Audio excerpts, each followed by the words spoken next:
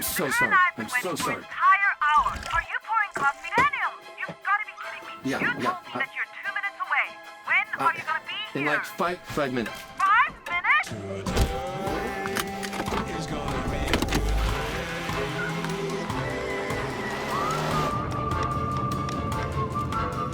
Daniel? Mm-hmm. Oh!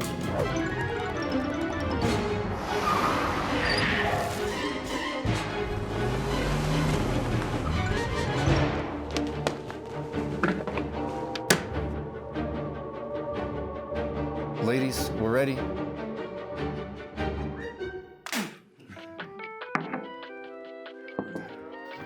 morning. Hey, good morning. Congratulations. When are you due? Good day with Daniel Bennett. Good day. Well, good day. My name is Daniel Bennett. Welcome to the show. It's great to have you guys here. This is going to be a fun episode. And again, this show really is about how to have a good day. It's kind of a lighthearted talk show. So it's not a direct teaching show, anything like that. I usually share a few nuggets or something like that. But really, it's just kind of having fun conversations about people because, you know, one of the ways to have a good day is to focus on what you do enjoy, on what we can do, and not just reacting to the world, right? I mean, there's a place for that. But if we're always reacting to the world decides where we go and what we think about. And many times, oh, I thought I heard someone tell me to stop. No? Okay. I think I'm good. So I'm going to start off now. I want to share a little bit about the joy parenting again. So this is the fourth time I think I've shared on this. I just do like 3 little tips on how to enjoy parenting more. So very quickly, a few ways to enjoy parenting. Number 1 is to realize that you get to minister to them. Some of these are kind of overlapping with other ones I've said. But in a sense, like I think I've shared in the past how it's kind of like you're a missionary, but it's also kind of like you're an apostle, a prophet, a pastor, an evangelist, and a teacher, right? Is that some people say, you know, I wish my kids weren't so time consuming because I want to go out there and change the world. I want to go do important things for God, not realizing that you are the leader of their life, right? So you are all these different things. You're a fivefold minister for them. You can flow in all the gifts of the Spirit for them, right? You can walk in the gift of discernment and, you know, all these different things, right? Miracles, healing. Again, many ways to have a great day, but parenting and laying down your life for other people is one of the best ways. So I hope that's helpful. And please stick around because we're going to really enjoy this next special guest. We'll see you in a minute.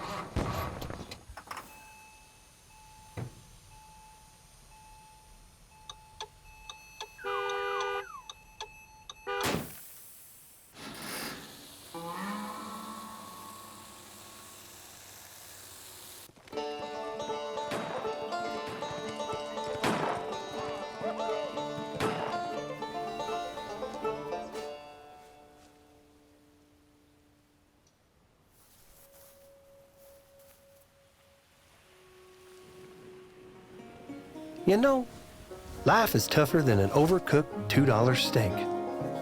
But keeping a good attitude, well, that just keeps it all in perspective.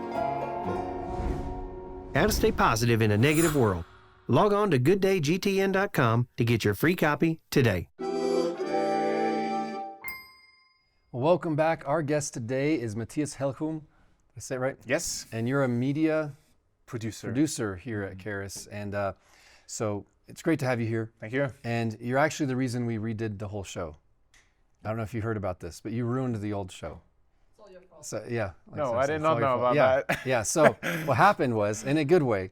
So you were to episode number 10, and we canceled it after 10 episodes. Okay. Because after your episode, because we talked the whole time about AI, and it wasn't controversial at all. It was just interesting. And everyone realized, like, Daniel should stop trying to do controversial topics and just do fun topics. Because that went way better. And so that went, all right. It went so well that we were like, scrap everything. We need to go with this style instead. And we just. So now you're ready to move on from this style? I guess I'll be the last one in this style too. We'll see. Yeah. Yeah. So if anyone's actually watching this, something finally went right. Okay. Yeah. So, yeah. So that's a little of the history, and we were chatting about AI and whatever. So we have a few things different now. Yeah. So we're not watching videos. The last time we watched videos, remember? Yeah, that's right. And we can talk about whatever. To kick things off, though, so we've got these two different categories. These are lighthearted questions, and these are deeper questions. Okay. So deep blue ocean. I don't know if any thought was put I into thought this. that like the darker one would be like a bad day. So we Oh, had good day and bad day. Somebody You will could choose what you yeah, wanted. that could work. We could have a bright one and yeah. So before we get to this, though, Yeah. how do you define a good day? Like, what's a good day for you? Yeah, that's a good question. Well, I think purpose is central for sure. So that when you wake up, you know what you're gonna do and why you're gonna do what you're gonna do. And I like my body and my being loves rhythm, but I don't like it too much. But I think, at least for me, it's rhythm with freedom. So there's some rhythm, there is some beats in a day, but there's freedom for some impulsiveness, and also, being led by the Spirit in that freedom, in a sense. So I don't know if that was too philosophical of an answer, but I think to have a purpose, I need to be around people to have good days, and to have the good balance of structure and freedom. Yeah. No, that's interesting, because I know for me, I try to plan out my days as if I was a robot. And so the planner in me is like, well, I wake up at exactly this time, and I do this for 15 minutes, then I do this for half an hour, then I do this for 2 hours. And I try to plan it like that, but I don't actually like to live like that. Yeah, it's so a bit the same. I never do it. I always try to plan it, and then I wake up and I was like, I don't want to do that. Why am I in bondage to me from yesterday? I want to decide what I do right now. Or me from 1st of January. Right, yeah, your goal. And so chains are broken. Jesus set you free, right? Yeah. So I find it's much more seasonal. I just embrace the fact that if I had to say one perfect day, then I'd be like, well, I need 1 hour of all my favorite things. Yeah. But then that wouldn't be a perfect day because I'm cramming too many things in. Yeah. And so I find like every day's going to look a little different. It's a bit more about, is there vision and purpose? Yeah. Do I feel like it's a productive day and being who I want to be? And I think the key elements are, am I growing and am I enjoying? Yeah. It's like, am I enjoying the present, but I'm also, is today helping me reach the tomorrow I want to reach in some way? But it can be different in many ways. So it's kind of, I like the big picture philosophical approach. Because I still try. Probably even just a week ago, I was probably writing out my list of exactly how to live my days. And I was like, I'm never going to do that. I'm good at budgeting money, but when I try to treat my time like money, I'm too strict. Right. I can't do it. Right. Yeah, I know. There's some things I want to do. I want to create some good rhythms, some good routines. I'm not saying I don't have any, but I kind of go more for, I didn't do that today. I'll do that tomorrow. Yeah, exactly. It is what it is. I might go, like for 6 months, I might be really into reading books, and then I might not read books for 2 years. Me too. And so I kind of go through phases. Yeah, me too. And either it's a hobby or learning something, or I just get passionate, then I move on. Yeah. And part of me is like, I should do it every day. I'll do it every day while I want to. Yeah. Yeah. Then I'll do something else. No, I see that. I remember one time I had this experiment where I didn't feel like I managed to be both very productive and very creative the same day. Like it took a little while to turn on and off and be super like structured and productive. And then later in the evening, like go full on creative and try to make something that is not. So I had an experiment with myself where I took 1 week and just said to myself, I'm going to be only productive this week.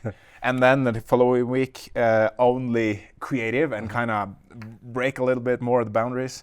And I did that for 1.5 months, I think. Wow. And it was definitely, it helped me understand a little better myself. But that also was too much of a too much of a structure. Too rigid. Yeah. It's well, anyway, yeah. There's so many things I've tried over the years, and I've learned I actually just enjoy trying things. You know, like I'll try it, and I'll try this for a season. I'll try that for a season, and it's okay. You know, it's okay. I mean, again, some things, like I'm a big fan of discipline. Like there's certain things you want to be disciplined about.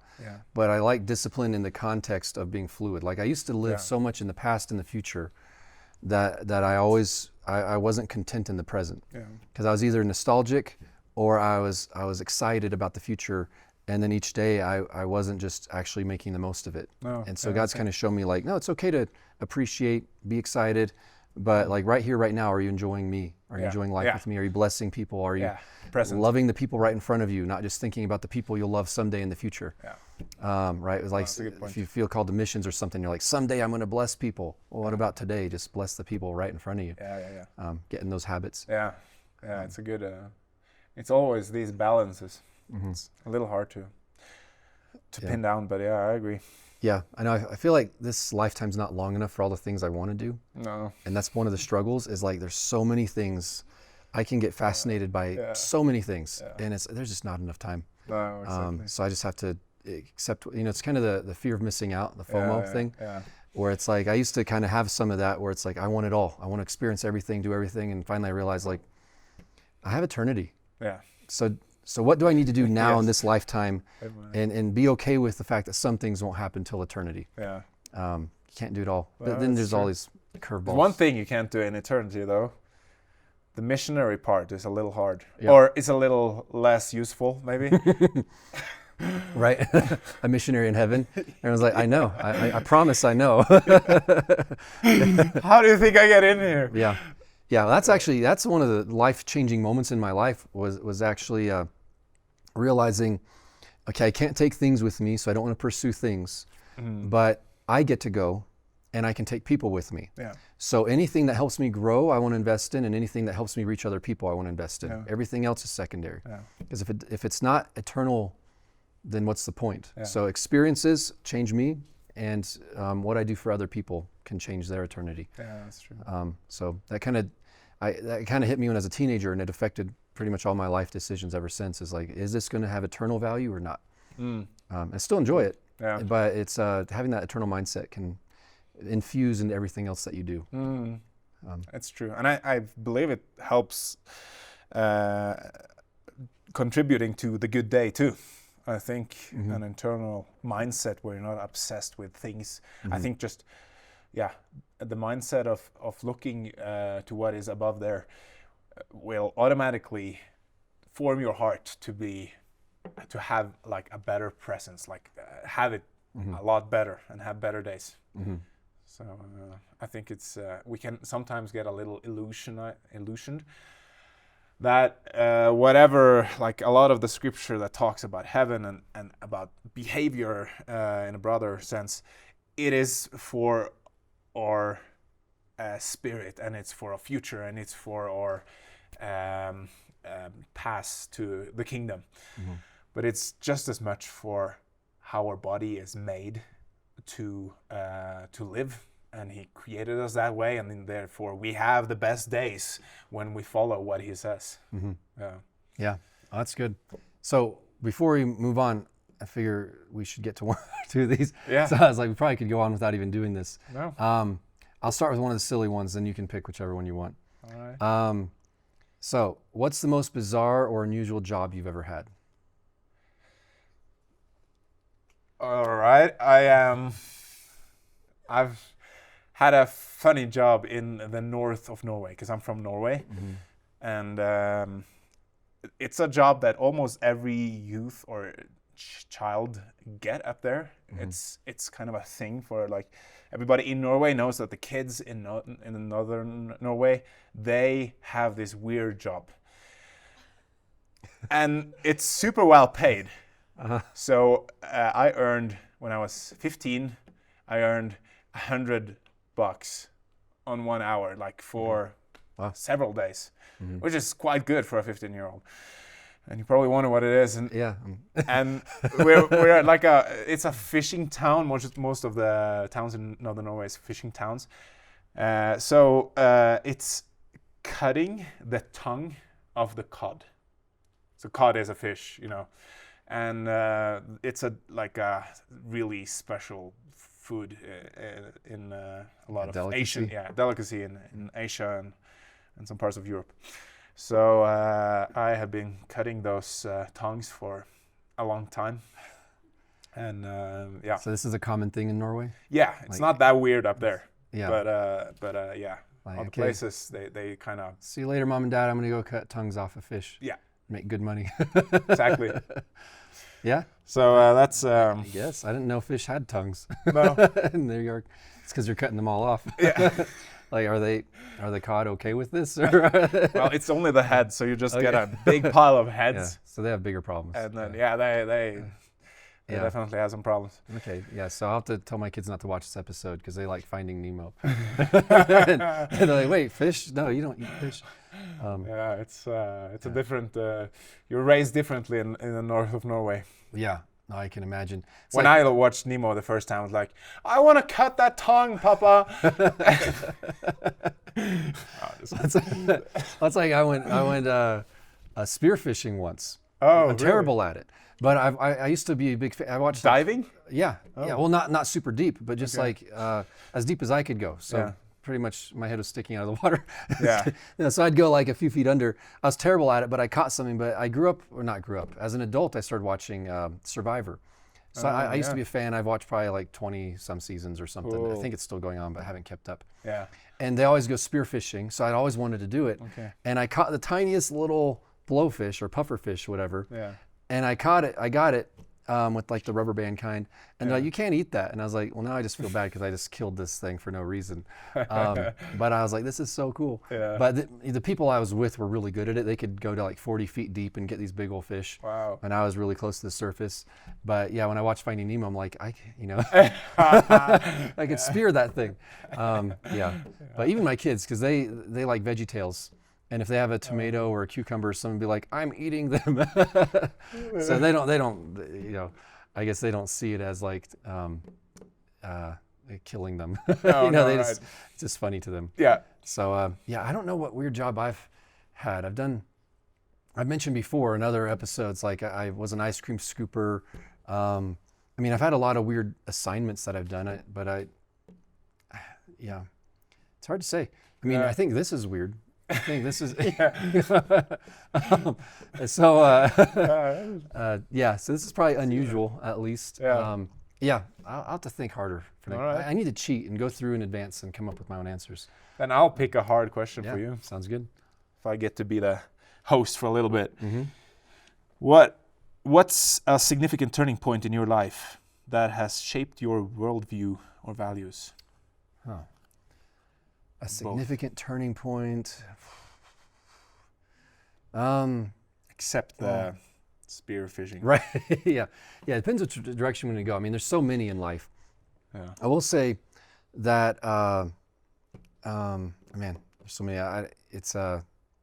Sorry. Hopefully Sarah can edit some of this out. I need time to think. Well, I'm going through Yeah, one point go now for it, in go my for it. life where I'm becoming a dad. Yeah. I actually wanted to ask you about that. Yeah, but I can imagine, or I say not yet dad, I would just assume that was a turning point for you. Yeah, well, absolutely. I think I've said that in a previous episode, so I'm trying to think of new ones. Yeah, okay, yeah. What are my new key turning points? When I realized I was an amazing actor and I need to do this more. Oh, No, I'm just kidding. yeah. I missed Changed my worldview. I was like, this whole ministry thing, like, I need to be an actor. I'm moving to Hollywood. I was centered around others until that day, and then my worldview got centered around me. Yeah. I forget there's a quote where someone said, and then I realized it's all about me. Oh, that's actually a quote from Survivor. So one of my favorite Survivors was Coach. A turning point in my life, obviously having kids, obviously getting married. Yeah. I'll say one that stuck with me was, I've mentioned in the past, I did some missions for a while in Nicaragua. And actually, I'll mention two that are similar. So once on our way to an orphanage in the mountains, we swung by a pre-orphanage for malnourished premature babies. Oh. And so you walk into this room, and it's the tiniest little babies you've ever seen that they're trying to rescue. In the mountains? Yeah, so it was a town. Wow. Not like literally on a mountainside, but like a small town in the mountains. Yeah. But they had this little place where they just try and rescue babies that were born too early, too small, malnourished, whatever else. And so seeing all these little malnourished babies that they're caring for, so all mosquito nets and the whole thing. And you kind of, it's like, I'm here doing missions, but you see that and you're like, oh my goodness, like the need and the desperation is just right in front of me. Yeah. And just that kind of stuff hits you. When I was in Russia for a while, also I went to an AIDS hospital. And just you walk through, and when you just are in an environment where just you see so much need, and these people who are like, there's not much hope in the natural. Yeah. It just kind of you realize, okay, this stuff isn't theory. It's not stories. It's not just make believe. It's not just a cool thing to talk about. Like this is real. Like people are really going through really challenging things, and so you kind of just kind of get that awareness of like, this is life and death. This is not just a hobby. This is not just for fun. Yeah. And that's why I try and tell people, it's like, I don't focus on joy because I'm not aware of that stuff. I focus on joy because the joy of the Lord is our strength. It's not that you deny the darkness and the need and focus on joy instead. This is what equips us to do something about that. And that's because I find that the deeper I want to go, the more God tells me, the deeper you go, you actually become more lighthearted. Because to go deep, you really have to cast your cares on Him. Yeah. So it kind of changed me, like the seriousness of it. Instead of becoming a very serious person, actually God showed me the secret is to become a more joyful person. And so kind of a dichotomy there, or paradox, I guess. How about for you though? Well, we typically answer them very different angles, so it's always interesting, like how you take the question. Yeah. Well, I have the right answer right here. My worldviews.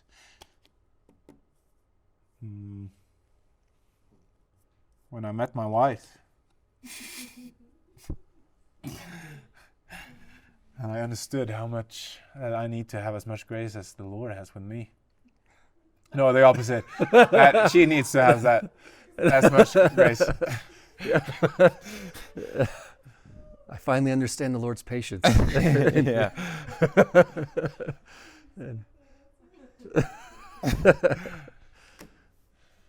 Well, I think that I moved out when I was quite young. And I went to a Christian boarding school, which is amazing. But when I got there and I realized that those bonds with my family up in the north, because this was in the south of Norway, was kind of not broken, but they were different. And I saw my life and my childhood more in perspective than when I lived home. I remember how I kind of changed. I was so bad at waking up in the morning, and then suddenly I took responsibility in a whole different way when that happened. And it developed a different belief in me too, a different faith. And we have this saying in Norway called a child faith. Is that a international concept? Is this faith that you're building on your parents really and your upbringing, and it's because of your traditions that you have it. So you don't mean childlike faith, you mean that you assume it's kind of cultural. Yeah, it's more the cultural faith that you grew up with, and therefore it's embedded within you as a child. And we talk. You assume you're a Christian, but you don't actually know God yourself. No. Yeah. And that was a turning point for me in leaving that, or I had to decide. And in that situation where I moved from home, and I couldn't when people asked me, I couldn't. We are Christians. I had to answer for myself. So that started a journey of understanding who God was by myself. So that was kind of the biggest turning point definitely in the right direction when I was younger. Yeah. And there's been a lot of turning points since that, and God has I've been smashed around a little bit. Getting a wife is definitely a turning point where humility is the headline. Yeah, it's one of the big ones. Yeah. And when are you guys expecting in January? Yeah. Okay. In either December or January. We'll see. Yeah. Yeah. My So- birthday's end of December, so I highly recommend it. Okay. It's a good time of year. But you're also expecting Yeah. And when yeah. is that? Toward the end of January. to the end of January. Yeah. Okay. So a few weeks after you guys. All right. Yeah. So and you guys having a boy, right? Yeah. Yeah. That's exciting. You do it? No, I said that's exciting. Yeah, but are No, you having a boy? I don't know. We like Oh, to be, we like to be surprised. Yeah, that's right. That's right. Yeah. Yeah. So, yeah, it'll be quite, if it's another boy, because my wife's like, I don't know what I'll do with 3 boys. And I'm like, we'll be fine. Because I told her the other day, I was like, for the first time, I think it's a boy. Because all along I've been saying I think it's going to be a girl. Okay. Yeah. But the other day, I was like, it might be a boy. Yeah. And she's like, please, like, oh no, because there's a lot more. So a quick story. Yeah. So my 2-year-old loves to mope. He goes through phases. Right now his phase is that if you ever say no to him, he just mopes. Oh, really? So he runs away and goes to a certain corner and just lays down and looks sad. Okay. But by the time he gets there, you might forget why he's moping. So usually he's like laughing while he's going, and then he's an actor. And so the other day I was like, what would happen if I moped harder than he's moping? And so I raced him and I moped, I like pretended I was pouting, walked to his spot and got on the ground where he usually gets, just as a joke. Because sometimes you just never know what they're going to do. And so he's looking at me and he bursts out laughing and then he starts stomping on my head. Really? And I was like, I did not expect that. That's funny. Yeah, there's something violent that All right. I think boys are. I'll take that advice. Right. Yeah. So sometimes you just do it because once with my daughter, when she was probably 2 years old, I was like, you know what? I'm always very tender and kind and all that, playful with her.